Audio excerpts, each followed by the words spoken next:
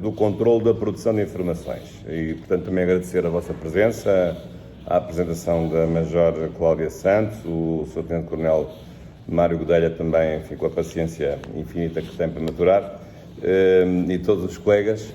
E este é um tema, de facto, importante, e é um tema hoje central na questão da produção de informações, porque os serviços de informações têm enfrentado um conjunto de dificuldades, um conjunto de desconfianças, e hoje cada vez mais se reconhece que essas desconfianças, essas dificuldades e essa legitimação passa por um controlo efetivo da atividade de informações. E, portanto, sem esse controlo, havendo inteligência, ela poderá não ser legítima ou poderá ultrapassar os limites que um direito democrático em Estado de Direito lhe pode estabelecer. E, portanto, o tema do controlo ou da fiscalização, tanto faz, usa as palavras de uma forma indeterminada ou equivalente, este tema é um tema central hoje e tem sido objeto de múltiplas discussões, de múltiplos desenvolvimentos de natureza doutrinária. E, portanto, a produção de informações ela deve ser efetiva, deve acontecer no âmbito das características de cada país e de cada sistema.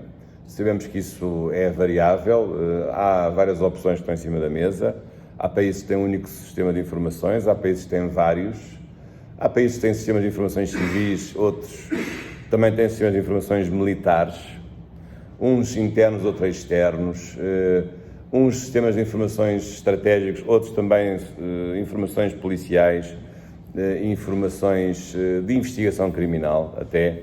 Portanto, há, do ponto de vista da caracterização das coisas, uma multiplicidade elevada de classificações possíveis no que respeita à produção de informações. Portanto, do ponto de vista das diferentes categorias, podemos dizer que há diferentes classificações possíveis da produção de informações, que, como sabem, integram-se num conceito que se integra num ciclo próprio de ordem de pesquisa, de recolha de elementos de diferente natureza, elementos documentais, elementos pessoais, notícias, fontes abertas ou através de fontes fechadas, que depois devem ser analisadas. Portanto, da pesquisa passamos à análise e depois disso, então, é que temos um resultado que será difundido pelos órgãos que devem tomar as decisões com vista à segurança do Estado. E, portanto, esse é o tradicional ciclo de produção de informações.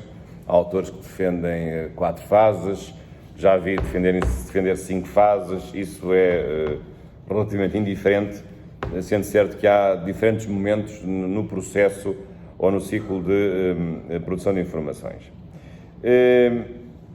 Eu falarei, quer em termos gerais, no tema do controle ou da fiscalização das informações, mas também falarei um pouco sobre o sistema português, até porque me posso prevalecer da circunstância de ter sido durante alguns anos Presidente do Conselho de Fiscalização do Sistema de Informações Agrícola Português e, portanto, também poder dar conta de alguma experiência própria, embora não muita, porque se eu vou entrar em pormenores, cometo um crime de violação de segredo de Estado e cometer crimes não é uma coisa propriamente da minha natureza e sobretudo, não é uma coisa que me apeteça fazer. Mas, como sabem, o segredo de Estado é uma coisa que nos acompanha até ao cemitério. Não sei se depois no céu haverá segredo de Estado, ainda não tenho essa experiência, mas o segredo de Estado é algo que perdura mesmo depois de determinadas as funções durante as quais a pessoa obteve essas informações de segredo de Estado. Agora, em relação ao sistema português, também penso que isso foi objeto aqui de alguma reflexão, mas faço um pequeno enquadramento. Nós temos um sistema de informações que tem características próprias. Durante muito tempo discutiu-se a possibilidade de termos um sistema de informações que pudesse ser unificado. Começámos por ter um sistema dividido, aliás, criado em 2 fases distintas. Primeiro foi criado um sistema interno, o SIS, em 1985. E estava prevista a criação de um sistema de informações externo, o SIED, mas por razões de várias natureza política, só foi criado 10 anos depois. E, portanto, durante muito tempo só tivemos um sistema de informações interno. Depois, mais tarde, surgiu um sistema de informações externo, ainda que ambos num contexto de uma lei quadro de um sistema de informações que já tinha esse nome, mas que na verdade um sistema que durante muito tempo só teve um único organismo. Não era propriamente não há sistemas unipolares. Portanto, era um grupo que só tinha um elemento lá dentro. Portanto, o sistema verdadeiramente dito só se iniciou a partir do momento em que passámos a ter dois serviços.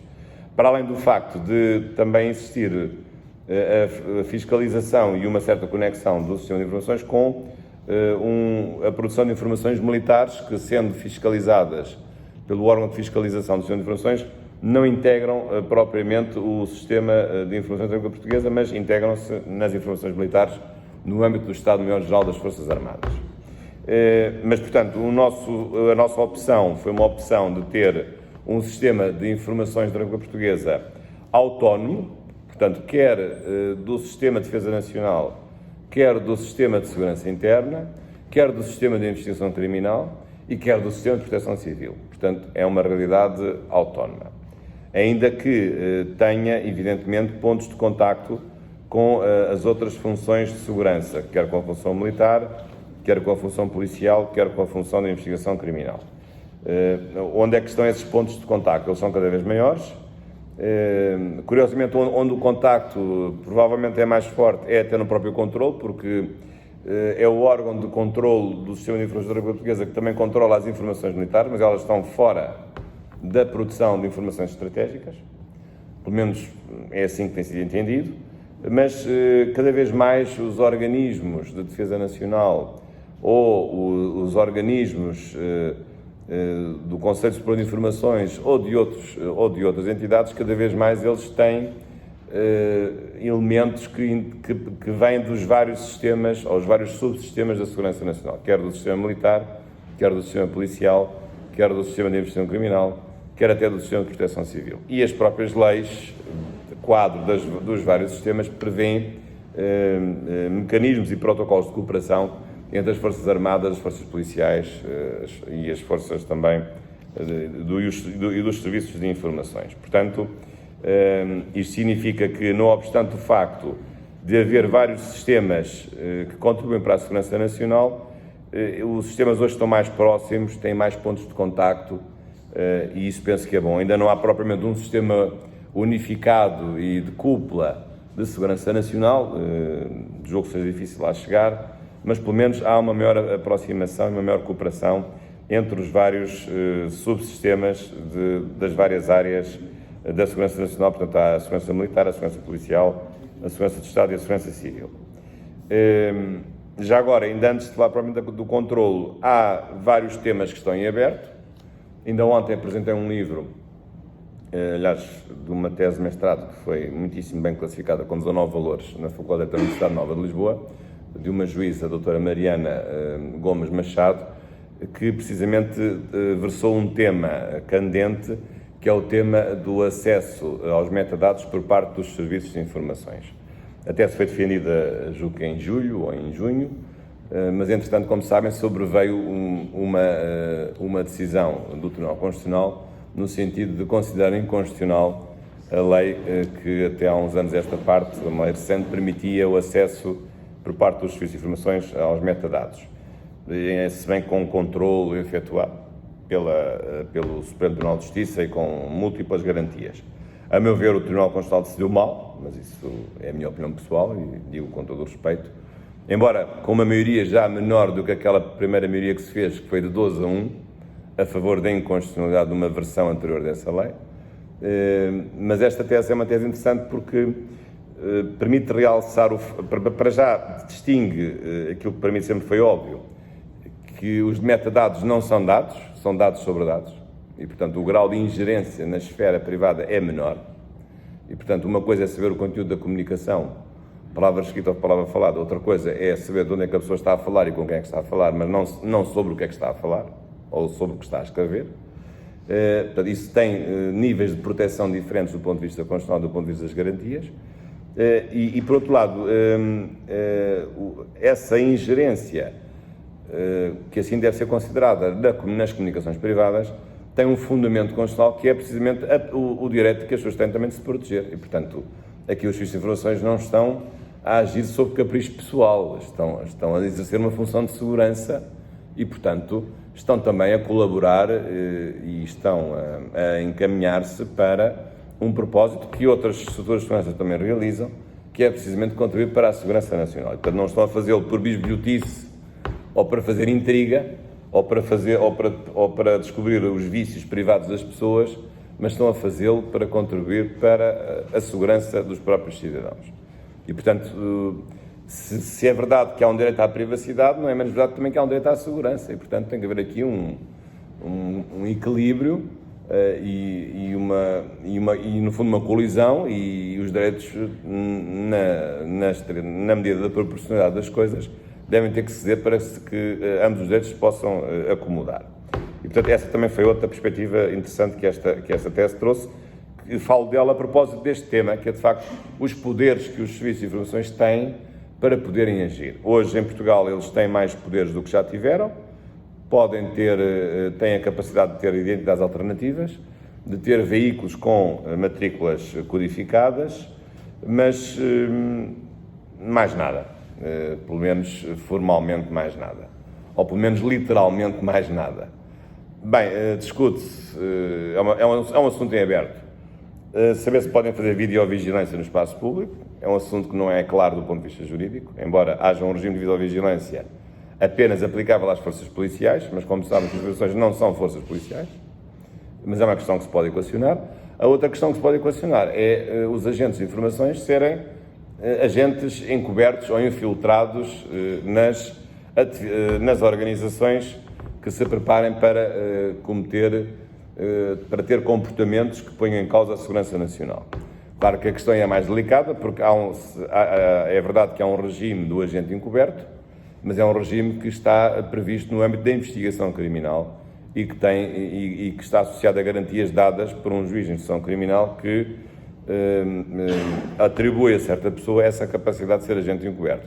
Só que qual é o problema? É que na atividade de produção de informações não há investigação criminal, em princípio. É uma atividade diferente, é uma atividade que se coloca a montante da investigação criminal. É natural que muitas coisas vão, mais tarde, no fim do rio, vão desaguar em crimes e vão desaguar na investigação criminal, mas no momento em que os serviços de informações intervêm, ainda não há crimes. Há a hipótese do crime se colocar, há uma planificação, mas não há propriamente crimes. E ainda bem, porque se atuarem numa fase em que não há crimes, é sinal que atuam bem, porque atuam preventivamente e depois porem em ação um conjunto de instrumentos para que o crime não venha mesmo a consumar-se, porque quando o crime de golpe de Estado se consuma, já não há nada a fazer, porque a rebelião está instalada e o país perdeu a sua independência. E, portanto, não é depois de consumado um crime de golpe de Estado que se vai remediar o que quer que seja. E, portanto, é aí que funcionam os serviços de informações. E quem fala em golpe de Estado, quem fala em puts, quem fala em golpes, em revoluções, fala também, evidentemente, em atentados terroristas. E, portanto, desse ponto de vista, essa questão é uma questão importante dos poderes. Portanto, avançou-se alguma coisa, estas duas questões estão em aberto, portanto, digamos, entende-se que pode haver, evidentemente, uma atividade de oficiais de informações que possam penetrar nas comunidades que estejam a desenvolver atividades pré-terroristas, digamos assim, mas o problema ou que possam obter informações de pessoas que deem informações internas por parte dessas organizações, dessas comunidades, mas é evidente que aí há um risco maior, porque esses agentes não estão protegidos pelo regime do agente encoberto que está previsto na legislação penal. E, portanto, se as coisas correrem mal, esses agentes podem ser arrastados para uma situação muito complicada, que é uma situação em que têm que cometer crimes, têm que ser coautores e não têm direito a qualquer isenção de pena, porque não têm um estatuto reconhecido de agentes encobertos, porque este estatuto só é reconhecido a quem está na investigação criminal e os serviços de informações não fazem investigação criminal.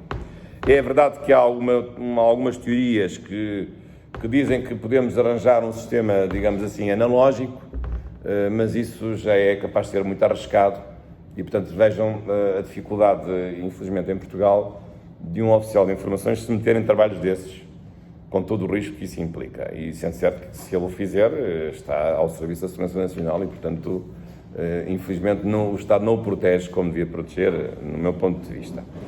Esse é um tema. O tema da videovigilância é, apesar de tudo, menos problemático, porque são espaços públicos e, portanto, a limitação à privacidade já está, por natureza, digamos, definida, e a questão não é tão complexa. Bom, mas isso seria outro tema, mas não foi para isso que me chamaram aqui, foi para falarmos sobre o controle da produção de informações. Em relação a esse tema, como é que eu vejo o assunto? Bem, para já, ao contrário do que muitas pessoas pensam, há um controlo que vem da natureza das coisas. Porque os serviços de informações não são serviços feitos, organizados de uma forma desordenada. É verdade que não são tão hierarquizados como são as forças policiais, ou que é o cúmulo, digamos, da organização, as forças militares. Mas os serviços de informações têm uma estrutura interna. Têm órgãos de comando, têm hierarquias, têm chefias, têm subalternos, têm superiores hierárquicos, têm disciplina, têm departamentos. As coisas não estão à balda. E, portanto, há níveis de decisão e há uma planificação da atividade. E, portanto, há, desde logo, um controle interno que é exercido pelos diferentes níveis de chefia de um serviço de informações. Portanto, este controle interno já nos dá alguma segurança do ponto de vista de a atividade não ser uma atividade arbitrária que seja feita dentro de um serviço de informações. E isto às vezes é pouco reconhecido, mas a hierarquia interna, ela própria é um sinal de controle interno. E o poder hierárquico, como sabem, também tem por inerência um poder disciplinar e um poder de dar ordens e um poder de supervisão dos superiores em relação aos subalternos. Isso é muito importante porque isso configura um controle de natureza interna. Aliás, no caso português, até esse controle até é mais forte, porque além dos diretores dos dois serviços de informações, há ainda acima deles o secretário-geral, que, não fazendo ele próprio parte dos serviços de informações, mas pode supervisionar, eu diria pode controlar, a produção de informações que é feita em cada um dos serviços. E, portanto, embora a lei não diga bem que haja uma função de controle do secretário-geral, ela é um pouco equívoca, porque fala em supervisionar, que não é bem dirigir. Uma coisa é dirigir, outra coisa é supervisar ou supervisionar, outra coisa é controlar. São coisas diferentes, do ponto de vista dos conceitos administrativos, são coisas diferentes. Mas, de toda a maneira, na prática, havendo um secretário-geral que está acima e fora e acima dos dois serviços de informações, julgo que isso também é um fator acrescido que contribui para um controle interno da produção de informações. Portanto, estou-me a referir, neste caso, ao Sistema de Informações da Língua Portuguesa, portanto, o sistema próprio civil de produção de informações. Agora, claro que este controle não é em si mesmo suficiente.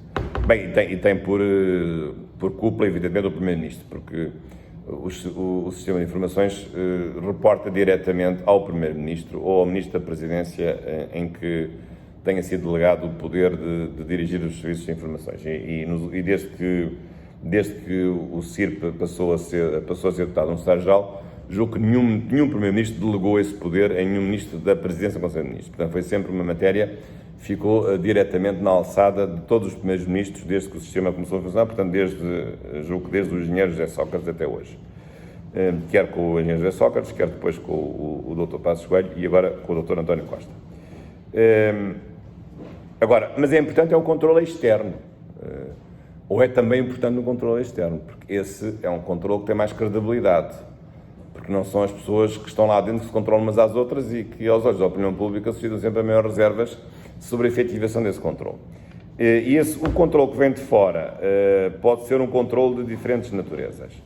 Pode ser um controlo, desde logo, de natureza judicial, que é o controle mais óbvio, ou seja, os tribunais não estão impedidos de intervir na atividade de produção de informações, ao contrário do que se possa pensar. À primeira vista, isso pareceria uma coisa estranha. Como é que vamos ter os tribunais a interferir numa atividade de segredo de Estado, numa atividade altamente discricionária do ponto de vista administrativo, porque os serviços de informações produzem atos no âmbito da função administrativa, e agora vamos ter os tribunais a fiscalizar o quê? Se é uma atividade de segurança nacional, uma atividade secreta ou de segredo de Estado, vamos ter os tribunais? Sim, podemos ter os tribunais. Pode haver casos limite em que os tribunais devam intervir, e até vários tribunais. Bem, desde logo os tribunais criminais. Pode haver crimes cometidos no serviço de informações, abuso de poder, violação de segredo de Estado, são os dois crimes típicos. O agente de informações que abusa do seu poder e o agente de informações que passa informações para alguém terceiro para ter vantagem. Portanto, são os dois crimes típicos, abuso do poder ou violação do segredo de Estado. E em Portugal até recentemente houve casos desses no plano judicial. Portanto, desde logo a questão criminal. Ou a violação de direitos fundamentais, interferência nas comunicações, ilegítima, etc, etc, etc. Não falei nas interceptações telefónicas, porque isso não está previsto na Constituição. Esse assunto ainda é mais sério do que o assunto dos metadados, porque aí sim há, de facto, uma ingerência direta nas comunicações pessoais privadas, mas não vale a pena agora falar sobre isso, porque esse é um assunto também que tem sido discutido e, a meu ver, só é possível com uma revisão constitucional. Mas, portanto, pode haver um controle de natureza judicial no que respeita a crimes cometidos. Como também pode haver um controlo judicial, por exemplo, em matéria administrativa, porque os funcionários dos serviços de informações são funcionários administrativos, fazem parte da função pública, têm com certeza um estatuto próprio, são funcionários de serviços de segurança. Muito bem. Mas eles têm regras. Há regras, há nomeações, há contratações. Aliás, tem um vínculo de funcionários muito mais precário. Como sabem, aqui em Portugal, até aos 6 anos, qualquer oficial de informações pode ser exonerado livremente pelo seu superior hierárquico. Não tem direito ao lugar até ao fim de 6 anos. Isso não acontece em mais nenhum lugar da função pública. Portanto, é o lugar mais precário que há na função pública, é o lugar de oficial de inteligência. Portanto, até ao 6º ano, pode a qualquer momento receber um telefonema do seu chefe: olha, adeus, até à próxima oportunidade. Sem qualquer justificação. Caso parecido, por acaso, com esse, é dos professores auxiliares. Por acaso, durante 5 anos estão à experiência. Não são 6, são 5. Mas, como sabem, na função pública geral não são 5 anos, penso que é 1 ano, uma coisa assim. Portanto, é um lugar precário. Se conseguirem passar os 6 anos, se o chefe não os quiser, não tem que lá estar a vida toda, mas tem o direito ao lugar na administração pública num departamento da Presidência do Conselho de Ministros. Mas, portanto, isto significa que, do ponto de vista estatutário, o lugar de oficial de informações é um lugar que depende muito da confiança, ou depende exclusivamente da confiança do superior hierárquico. Mas ao fim de 6 anos já tem lugar na administração pública num outro departamento que não seja o departamento onde eles se tornaram indesejáveis. Ora, porquê é que eu falo sobre isto? Falo disto porque o superior hierárquico pode exonerar ilegalmente alguém que tenha direito ao lugar. E também já houve casos judiciais sobre esse assunto, em que a pessoa tinha direito ao lugar e foi exonerada do seu lugar, para não ir para mais lado nenhum. E essa pessoa até ganhou em tribunal administrativo o direito ao lugar que tinha. Portanto, também pode haver aqui um controle de natureza administrativa no âmbito da função pública, porque os funcionários são funcionários públicos. E quem fala na questão da exoneração do seu lugar, fala nos seus vencimentos, se não forem pagos, nos suplementos a que têm direito, nas suas férias. Já agora na questão da greve, por exemplo, não sei se sabiam que os agentes de informações, nada se diz sobre se podem ou não fazer greve. Enquanto que as forças policiais, nós sabemos que não podem fazer greve na dimensão operacional. Bem, a GNR está logo resolvido, porque só podem ter associações socioprofissionais, devem agora estar lá manifestados em frente à Assembleia da República, mas não têm direito à greve, nem têm sindicatos. A PSP, como sabem, tem sindicatos, mas não tem direito à greve. Mas a verdade é que há outras forças policiais que têm direito à greve. O CEF, o Corpo de Guarda Prisional, a ASAI, podem fazer greve. E também são forças policiais. E os serviços de informações, os seus agentes, podem fazer greve? Não se sabe. Eu estudei esse assunto por causa deste tal livrinho, não há nenhuma resposta na lei. Zero. Poderão dizer, não é preciso, porque quando eles fazem greve ninguém dá por isso. Também é verdade. É capaz de não ser um problema que se coloque com grande candência do ponto de vista da sua visibilidade na opinião pública. Isso eu aceito. Mas, apesar de tudo, é um tema importante, porque o direito à greve não é um direito menor, é um direito com alguma relevância, mas é curioso que a lei orgânica dos trabalhadores não fala do direito à greve. Não diz se tem nem se não tem, não diz. Fala nos direitos remuneratórios, nas várias carreiras, há várias carreiras, como sabem, na progressão nas carreiras, mas sobre o direito à greve, nada. Portanto, já agora é um assunto que podia um dia ser suscitado junto do Tribunal. E quem fala no direito à greve fala de outros direitos que também não são explicitados, que é a limitação aos direitos inerentes a uma função policial. Porque nós sabemos, por exemplo, que os militares e os polícias não têm a plenitude dos direitos fundamentais. Há direitos que não podem exercer. São objeto de uma restrição subjetiva. Direito de petição, direito de manifestação, não se podem manifestar fardados, por força da necessidade de manter uma certa coesão e disciplina militares. Mas sobre essas limitações aplicáveis, descontando agora o direito à greve aos oficiais de operações, também não há nada escrito nem na Constituição. Bem, na Constituição pode dizer que são serviços de segurança, portanto, podem ser objeto de restrições de acordo com o artigo 270, mas depois a lei não restringe coisa nenhuma. E quando ela não restringe, é porque aceita que os direitos sejam exercidos na sua plenitude, tal como eles são formulados na Constituição. Pelo menos esta é a minha interpretação, embora admita que isso na prática seja realmente bastante complexo. Mas, portanto, uma dimensão judicial, administrativa. Uma intervenção também possível, já agora, no Tribunal de Contas, que é muito importante, porque o Tribunal de Contas vai fiscalizar também as contas dos serviços de informações. E até se dá o caso, como sabem, os serviços de informações, em grande medida, só podem funcionar com despesas confidenciais. Não estou a ver que os diretores de informações expliquem ao Tribunal de Contas o dinheiro que dão aos informadores para obter informações sobre terroristas. Não me parece que seja uma coisa muito prudente. Portanto, são despesas confidenciais. Aliás, a legislação até tem uma distinção, que eu não consegui perceber muito bem qual é a diferença, entre despesas confidenciais e despesas especialmente confidenciais. Há ali uma nuance que eu não consegui perceber, mas isto está previsto na lei orgânica do CIRP. Mas evidentemente que, digamos, o bolo geral do financiamento dos cidadãos não está excluído da fiscalização do Tribunal de Contas, porque se integra no Orçamento de Estado, nos órgãos de soberania. Claro que há uma preocupação de não especificar serviço a serviço, ou departamento a departamento do dinheiro que é atribuído, por uma questão de segredo de Estado, como é evidente, mas as contas são públicas, o dinheiro é público, o dinheiro é sindicável. E, aliás, os dois serviços de informações têm conselhos administrativos que autorizam a realização das despesas. Está lá tudo explicadinho. Portanto, a questão das despesas e das receitas dos informações é uma matéria relevante do ponto de vista da organização, quer do SIS, quer do CIE. Portanto, também pode haver uma fiscalização do Tribunal de Contas. Talvez de uma forma mais suave, admito que sim. Penso que sobre esse assunto até agora nunca houve nada de especial a assinalar. Finalmente, também uma fiscalização do próprio Tribunal Constitucional. Aliás, foi exemplo precisamente desta decisão de há um mês, em que o próprio Tribunal Constitucional veio dizer que uma lei que dava um poder importante aos serviços de informações para aceder aos metadados, veio dizer que, afinal, não tem esse direito porque a lei é inconstitucional. Agora imagina depois as consequências práticas disso. Então, e as informações que já foram obtidas? Porque elas já estavam em vigor, já há 2 anos, e, entretanto, o fluxo das informações que já foi obtido, o que é que vai acontecer? É só para o futuro, também para o passado, aquilo que se soube, deixa-se saber, devolve-se a informação, apagam-se os registros todos.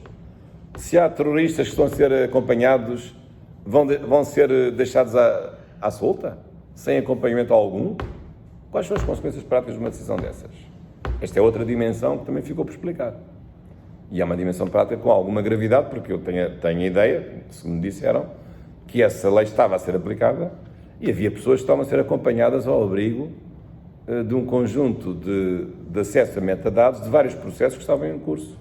Até porque a lei já tinha sido executada por uma portaria, por uma regulamentação que o Governo tinha feito há cerca de 1 ano, para pôr o assunto a andar, porque ele depois dependia de um conjunto de requisitos de natureza técnica para se verem os termos em que essa informação podia ser disponibilizada, os tais metadados. Bom, agora, isto tem a ver com o controle da natureza judicial. Mas mais do que isso, ainda há outros 2 controlos. Portanto, já falei no controle interno, administrativo. O segundo controle, o controle judicial. O terceiro controle é o controle que nós podemos dizer controle social.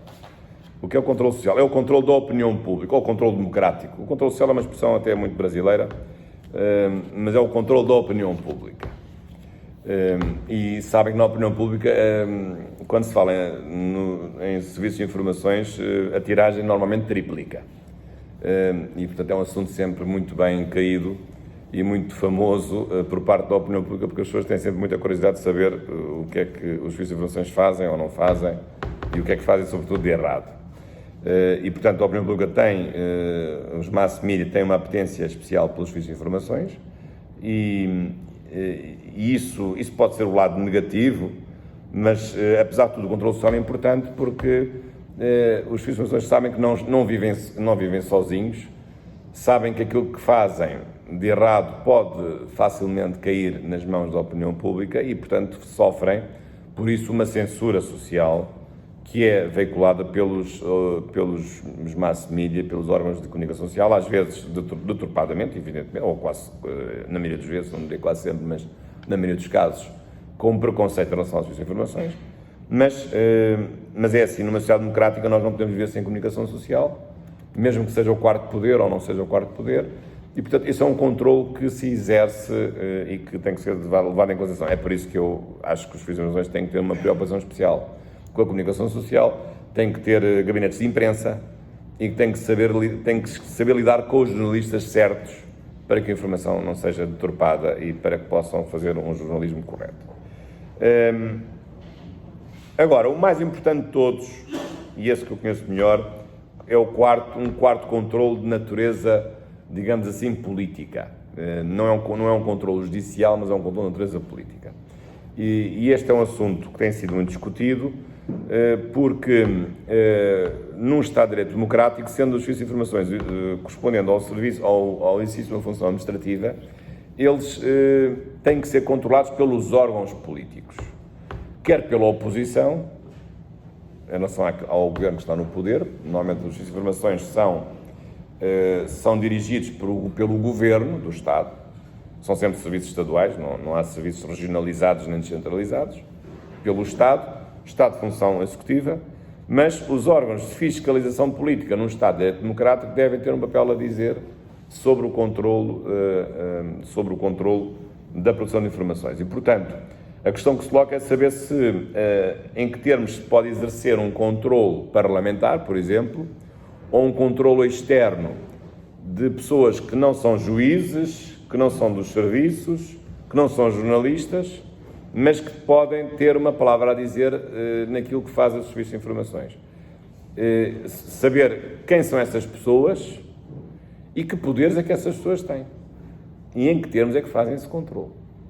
No caso português, temos dois organismos que fazem esse papel: a Comissão de Fiscalização de Dados dos Serviços de Informações e o Conselho de Fiscalização do Sistema de Informações da República Portuguesa. Há dois, não há fome para não dê fartura. Portanto, há logo dois conselhos de fiscalização.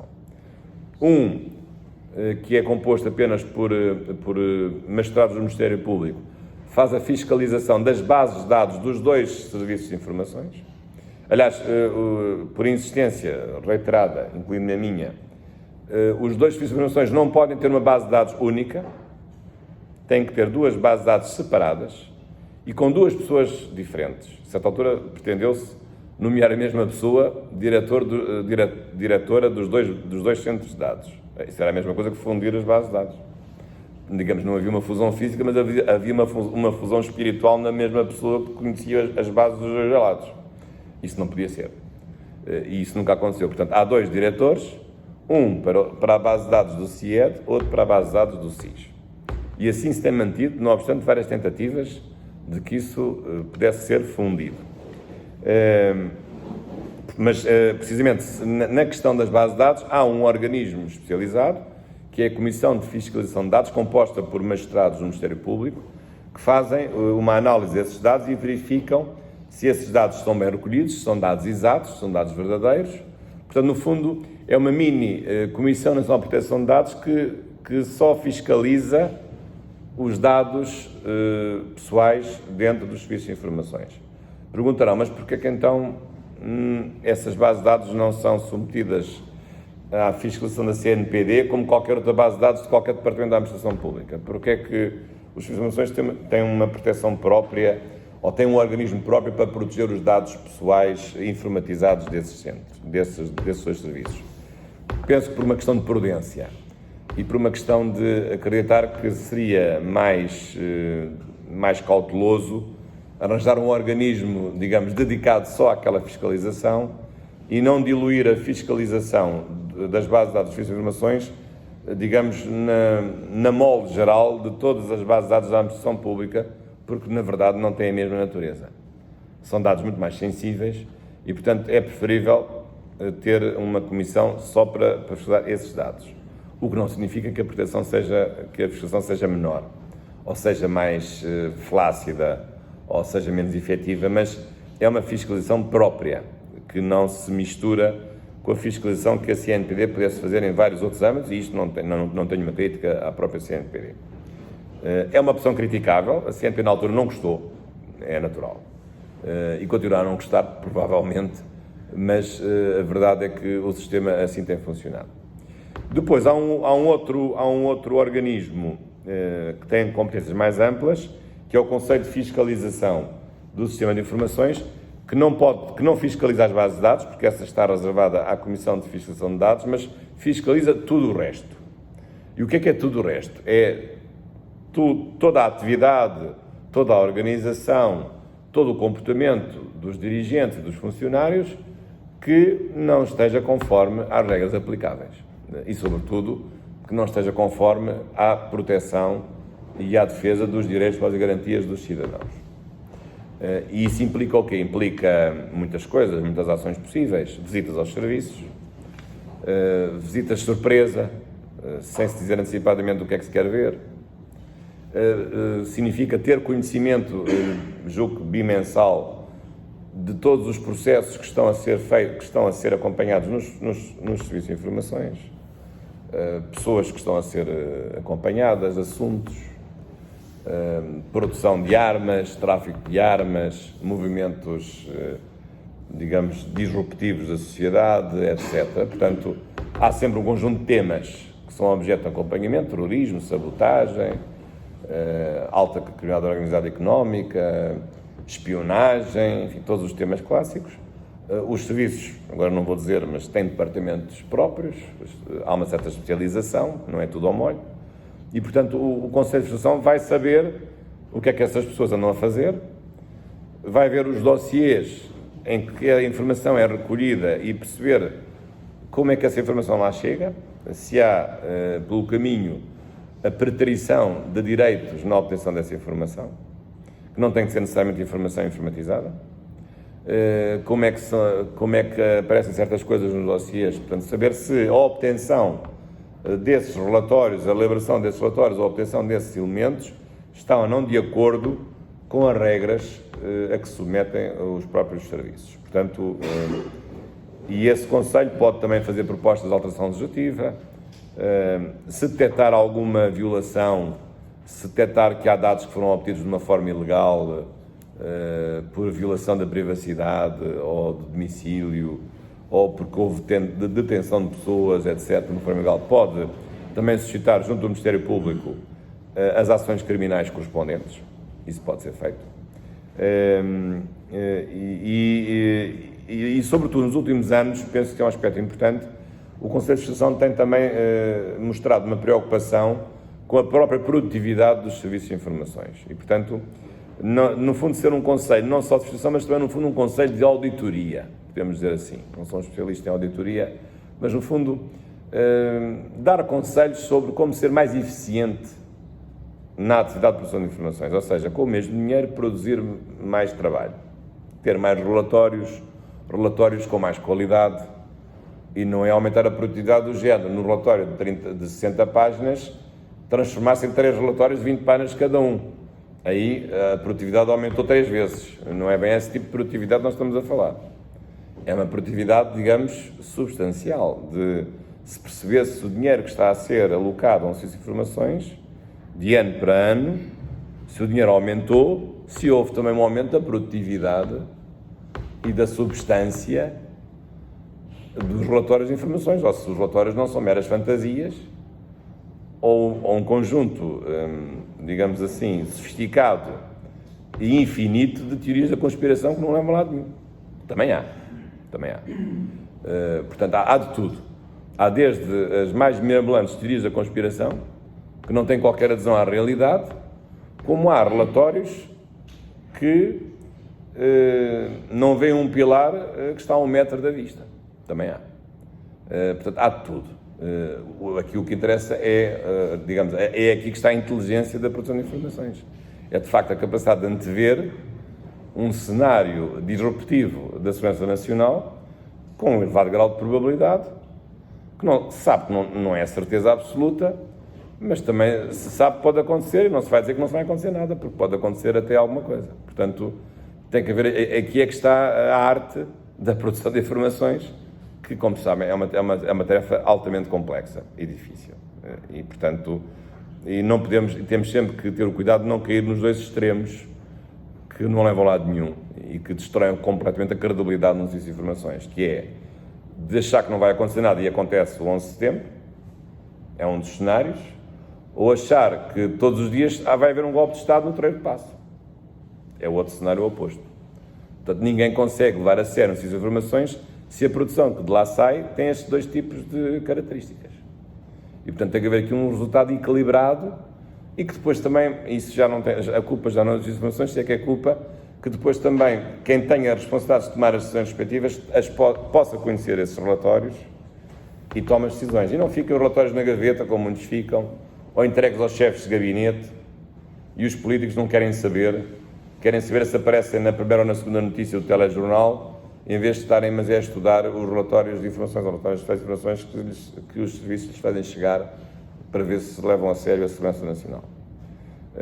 E às vezes isso não sucede, porque a minha experiência, a maior parte dos políticos não tem grande sensibilidade e acha que esta coisa das informações é de gente que tem a mania da conspiração constante e isso não é verdade.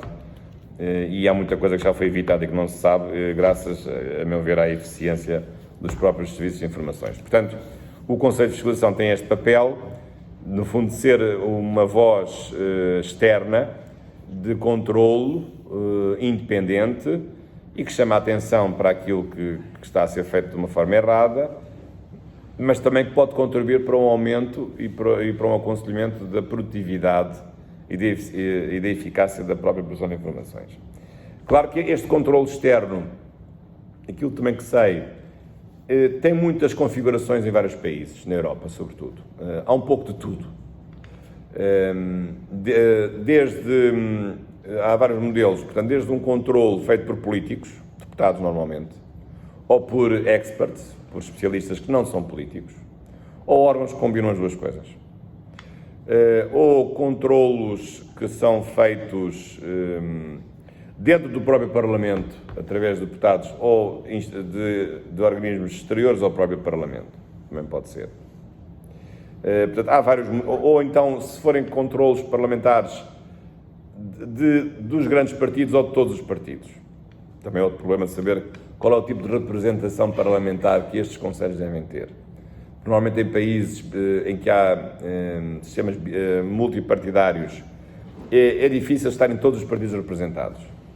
E, portanto, só há lugar para alguns e não para todos os partidos. Aliás, no caso português, o sistema, como se vai fragmentando do ponto de vista partidário, esse problema vai sendo cada vez maior. E, infelizmente, têm estado só presentes representantes dos partidos, digamos, da direita até ao centro-esquerda. Não, os partidos mais à esquerda nunca foram representados no Conselho de Fiscalização. Podemos exemplificar através quer do Bloco de Esquerda, quer do Partido Comunista Português. A meu ver, isso é um erro, porque eu acho que estes organismos devem ser representados por todos os partidos. E nos países por essa Europa fora, todos os partidos de esquerda e direita têm representantes nos conselhos de fiscalização. Mas em Portugal há um certo preconceito em relação à presença de certas estruturas partidárias ditas mais radicais na fiscalização da produção de informações. Portanto, há aqui depois várias possibilidades. Este Conselho de Fiscalização também, já agora em Portugal, fiscaliza outras informações que não são estratégicas. Porque nós em Portugal temos também as informações militares, que não são estratégicas, e também temos informações policiais, porque quer a GNR, quer a PSP têm departamentos de informações policiais. E até informações criminais. No âmbito da investigação criminal também existe, a Polícia Judiciária também tem um departamento de informações criminais e a parte da investigação criminal também das polícias também tem um departamento de informações criminais. Também se coloca o problema de saber como é que se faz a fiscalização desta produção de informações que são táticas, que não são estratégicas, mas que podem implicar uma grande relevância para a proteção dos direitos das pessoas. Porque uma informação errada sobre alguém que foi apanhado numa busca, mas que afinal o nome estava enganado, esse nome fica para sempre na informação policial. E, portanto, quando de novo o polícia insere o nome de uma pessoa no computador, aparece sempre aquela pessoa como tendo sido alvo de uma busca, quando afinal houve um erro e esse erro nunca foi apagado. E a pessoa fica para sempre com uma mancha de que foi um dia objeto de uma busca que se veio a revelar infundada porque o nome estava errado, por exemplo. E, portanto, há uma necessidade de controlar também não apenas as informações estratégicas, mas as informações criminais e as informações policiais que as polícias, bem, vão armazenando sobre as pessoas que vão revistando, as pessoas que vão vigiando, as pessoas em relação às quais fazem um controle, etc., e isso pode ser muito importante e pode ser problemático do ponto de vista da proteção dos direitos dessas mesmas pessoas. Claro que essas informações tático-policiais são necessárias porque uma abordagem policial num bairro problemático tem que ser estudada, tem que ser pensada. Não é feita de qualquer maneira, é preciso conhecer a morfologia do bairro e da região, até para defender a própria segurança dos oficiais e dos agentes que vão lá entrar, mas também é preciso saber o que é que as forças policiais que tipo de dados andam a armazenar sobre as pessoas, e saber se não há a criação de preconceitos ou de prejuízos que às vezes se revelam infundados em relação ao comportamento das pessoas, que depois muitas vezes não são validados, ou alguém que é acusado ou é investigado e depois mais tarde a pessoa vem a ser absolvida. A absolvição é comunicada à polícia para apagar o nome dela no computador onde está registada a busca domiciliária que foi autorizada por um juiz de instrução. É capaz de não aparecer lá. Mas a pessoa no fim da linha foi absolvida, não cometeu nenhum crime. Essa decisão é comunicada às bases policiais para que a pessoa seja eliminada? Não me parece. Portanto, há também um problema aqui do controle, que apesar de tudo existe, mas internamente, não feito por este Conselho de Fiscalização, o controle das bases de natureza policial que existem nas várias polícias. Mas, portanto, são várias questões que estão em cima da mesa, do ponto de vista do controle, e agora julgo que temos ainda aqui algum tempo, e estou à vossa disposição para as observações que entendam fazer. Sei que estão em stress, mas vejam esta hora como uma hora de relaxe ou de relax entre dois momentos críticos da vossa avaliação, e ainda assim há alguns minutos para fazer algumas perguntas para depois voltarem ao vosso exercício coletivo, que julgo que seja hoje com o qual vão terminar o curso que vai terminar hoje. E, portanto, agradeço muito a vossa atenção e estou à vossa disposição para as perguntas que queiram fazer. Muito obrigado.